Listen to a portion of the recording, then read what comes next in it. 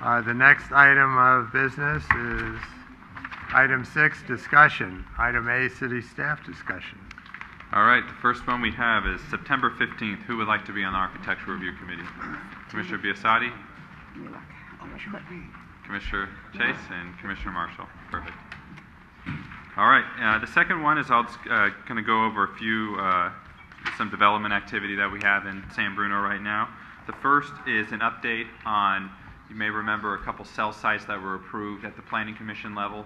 There was one on Maple that was approved near Parkside School, and there was another one that was approved in Grundy Park, and there are several iterations of these applications that went through the Planning Commission until we got to the point where they were approved.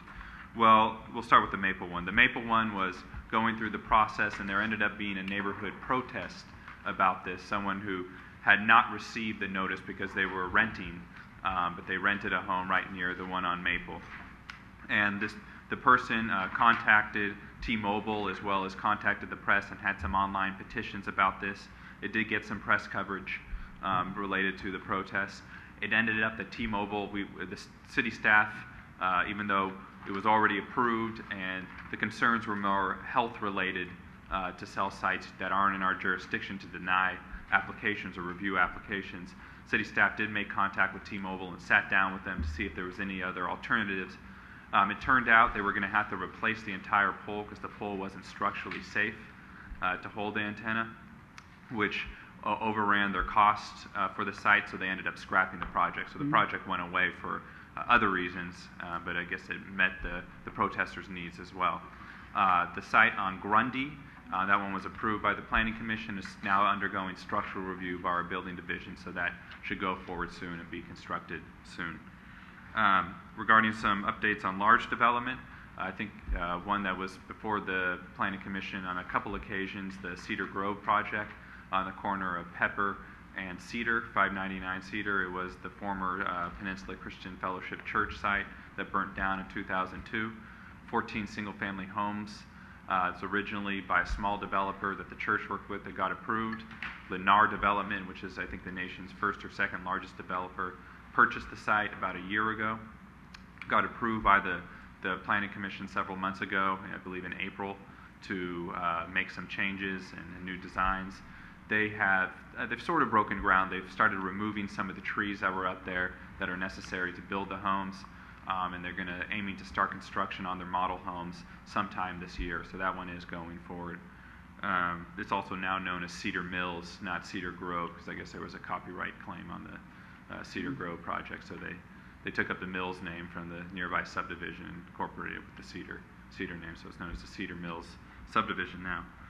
Pacific Bay Vistas, aka Treetops, that is still going forward. They're in the final stages of their HUD application process. They're still looking at an October construction date. They have their private financing as well as the HUD-backed mortgage insurance all set up. So the neighborhood could finally see some relief of having that abandoned apartment complex in their neighborhood for the last 5 years. So I'll continue to update the Planning Commission on those two projects as we move forward. Regarding Glenview, as you know, there are 38 homes that were destroyed. 6 homes are now under construction. If you haven't had a chance to go through the neighborhood, it's great. Their homes are already framed. They're moving forward. You have great contractors up there that are moving it forward at a brisk pace. Some homeowners are aiming to be in their homes by the end of this year, early next year, so it's going forward quickly. So there's 6 homes under construction. There's another 5 that have recently been approved by the Architectural Review Committee that are either in structural review or about to be in structural review. So I could say by the end of this summer, mid-September, there could be up to about 11 homes under construction in the neighborhood.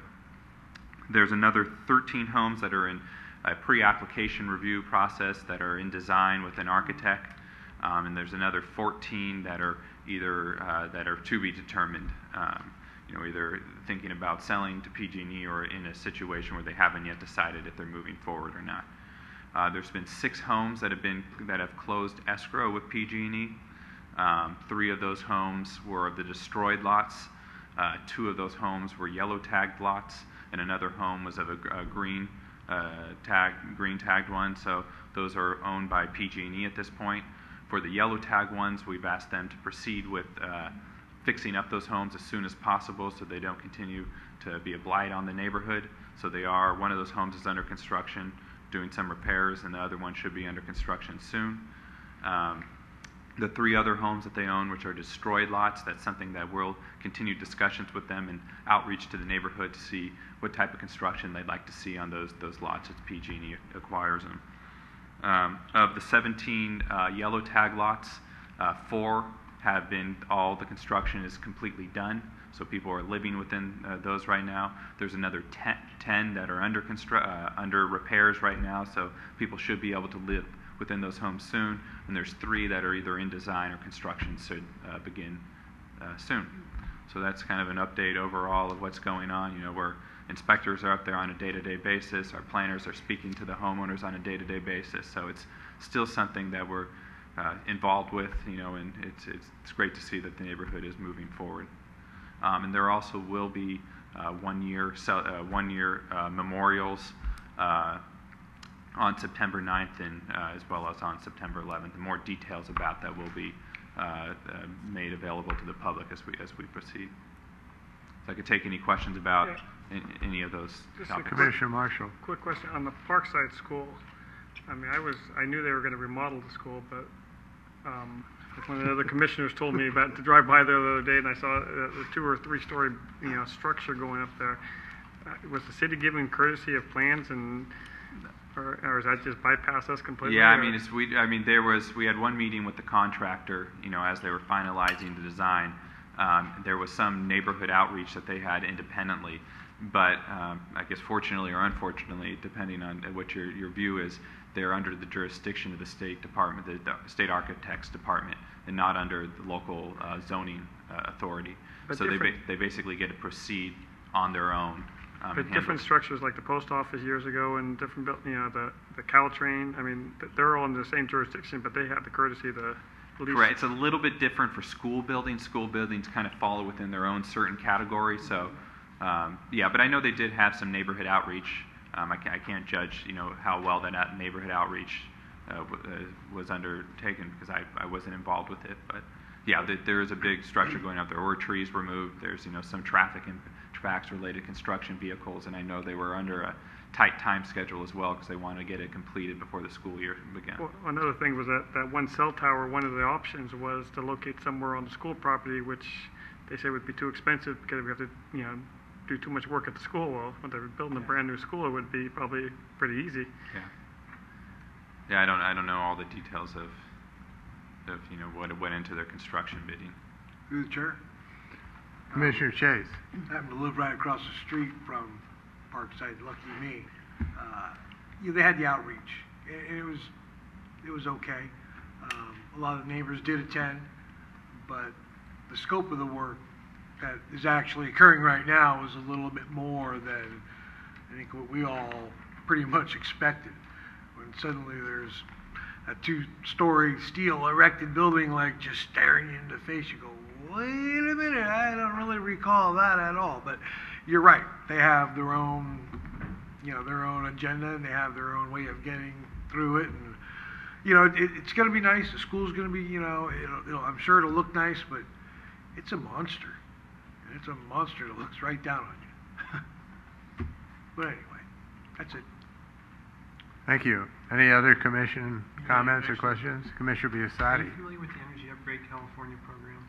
I am familiar with it. I don't know all the details. Jim Shannon within our public services department is the project lead on that, but we do have a program here in San Bruno, and there's a meeting around that next week? The 23rd. Yeah, I know there's a meeting for planners. Do you know any more about that? No. Okay, well, yeah, it's going to be posted on our website, so you could go to our website and the information will be there. Okay. Thank you. Thanks. Through the chair. Commissioner Johnson. Just want to acknowledge Tony back there in the Hi. corner. Yay, welcome back. Good to see a familiar face.